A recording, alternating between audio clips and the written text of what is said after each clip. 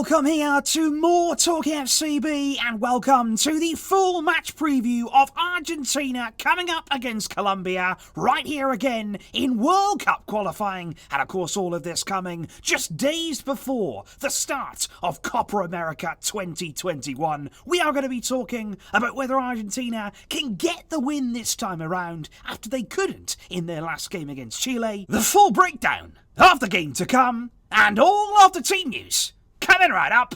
Let's get to it. Because Colombia will be hosting Argentina live there from Estadio Metropolitano in Colombia. That's going to be coming there either on Tuesday evening, Tuesday night, or where you are, maybe very early on Wednesday morning. And as you can see right here, these are the current standings in World Cup qualifying. Brazil sitting very pretty at the top of the qualifying standings with a 100% record so far with 5 wins in their 5 games. Argentina are looking good as well. They are still unbeaten in second, but as you can see there, much like with Chile just a few days ago, Colombia have work to do. They've got points that they will need to pick up to get themselves qualified. We know they have quality players though, and this again is no easy game for Argentina. Because yes, Colombia, as you can see here from their records so far in World Cup qualifying, they have managed only 2 wins from their 5 games so far, and they suffered a particularly bad spell there where they went through very heavy defeats to Uruguay, and you look at that loss there to Ecuador, 6-1, but they have bounced back recently, particularly their performance in their last game against Peru, a very comfortable 3-0 win with another former Barça man, Yerry Mina this time, on the score sheet. And I think when you look at Argentina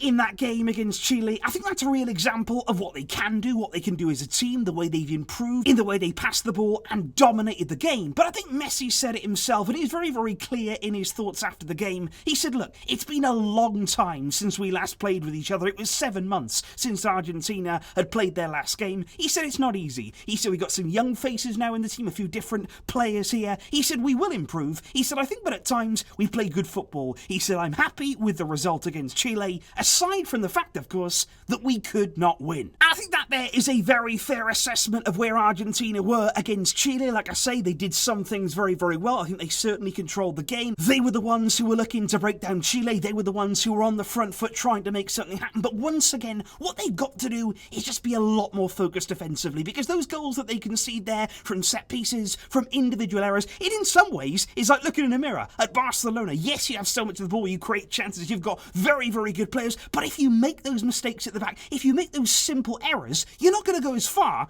as you should be going. And I think there, when you are speaking about that performance, and especially what we saw right there against Chile, it did feel at times from Scaloni a little bit experimental in terms of the team selection, in terms there of the subs as well that came on. And I think there's certain areas of this team where I would look at that game and I would say, okay, we need a lot more than that. And in particular, I would look there at the wider areas. I didn't think Di Maria had a good game at all. I think particularly in the second half there, he was very, very wasteful until he came off. I thought Foyt played okay there at right back, but it was on this left side as well. Ocampos was subbed off at half time. He was completely ineffective, and I would say poor in that first half. And I would also look as well at Tagliafico. He's a player that over the years has been very, very solid, very promising at Ajax, but I thought the other night against Chile, he's got to do more, especially going forward there. He's a little bit hesitant. He looks a bit nervous at times, but I think the particular area of the team where I was really, really happy, it was in the middle of the pitch here. Messi, of course, he's always going to get on the ball. I thought he played really well there in that playmaking role alongside him, Paredes, and particularly Rodrigo de Paul. He was a really good player,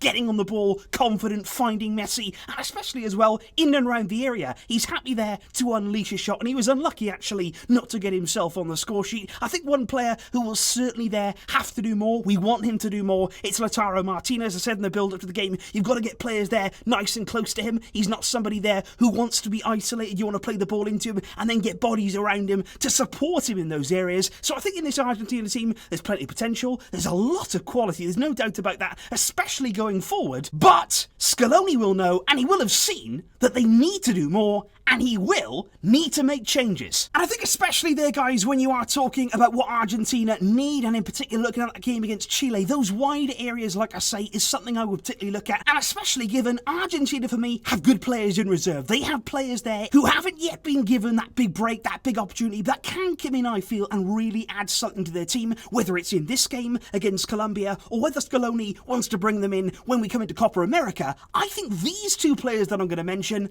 they can add something for sure. The first player there would be somebody who I know many of you guys are a fan of as well. It's Emi Buendia, the 24-year-old there who can play off to the right-hand side. He can also drift in central. He's been playing his football recently at Norwich over the past few seasons, and there he has been absolutely outstanding. When they're in the Premier League, he was very, very impressive, even when they got relegated. And of course this season, in their promotion campaign back to the Premier League, he has been absolutely instrumental in terms of goals and in terms of assists. And of course, just today, he has been confirmed now as Aston Villa's record signing there, signing for around 35 million euros. Aston Villa beating Arsenal to his signature, and I just think he deserves an opportunity in this team there, linking up with Messi. I quite like the sound of that, and I think Buendia has the quality to add a lot, especially out wide in this Argentina side. And I would say exactly the same there for Nico Gonzalez. A slightly different player to what Buendia is. I think Buendia is more of a creative player. I think Nico Gonzalez there is a bit more direct. He's certainly there, a powerful runner. When he's on the ball, he can certainly chip in with goals as well. He's a good finisher, very composed in and around goal, and he's been brilliant this season in the Bundesliga at Stuttgart, even with his form being that good that he was linked with Barcelona too. And I just think those two there, Buendia, Nico Gonzalez, like I say, whether it's in this game, whether we see them out on the field, or whether it's in Copa America, these are two exciting, pretty youthful players. Yes, they may not have bags of experience, but you've got to give them a chance to gain that experience. You have to give them an opportunity here to show what they can do. We've seen what Di Maria can do. Ocampos hasn't done enough recently. Let's give these guys a chance, and hopefully they can shine. And before we do indeed get on to your predictions, guys, right now we are still waiting on 100% what that Argentina side is going to be. But reports right now in the local media are saying that there is going to be quite a significant change, not only in terms of personnel, but also in terms of shape. Apparently, against Colombia there, Argentina will line up in a back five, or of course, as three centre-backs there. Against Chile, they went with a 4, with 2 centre-backs and 2 traditional full-backs, but apparently they will be welcoming back there Nicolas Otamendi. He did not play against Chile. He was suspended in that game, but he could come in there either to partner. Romero, Martinez Cuerta played against Chile. Will he keep his place even though he was subbed off? For me, I'd like to see again Lisandro Martinez in there. Let's see what Scaloni does, and let's see what Argentina can do in their final game ahead of Copa America. And in terms, guys, of your predictions ahead of this game, it is safe to say that not many of you believe that Colombia will get something out of this game. But what I would say is, I wouldn't write them off. They are a team there who do have quality. They can come together, especially in a game like this. They are going to raise their game and really try everything to get points they need, let's not forget, against Argentina. But I do hope here that Argentina can improve and build on what we saw against Chile. Like I say, try and keep yourself a clean sheet. If you do that, if you don't allow your opposition to score, you're going to have a much, much better chance of winning.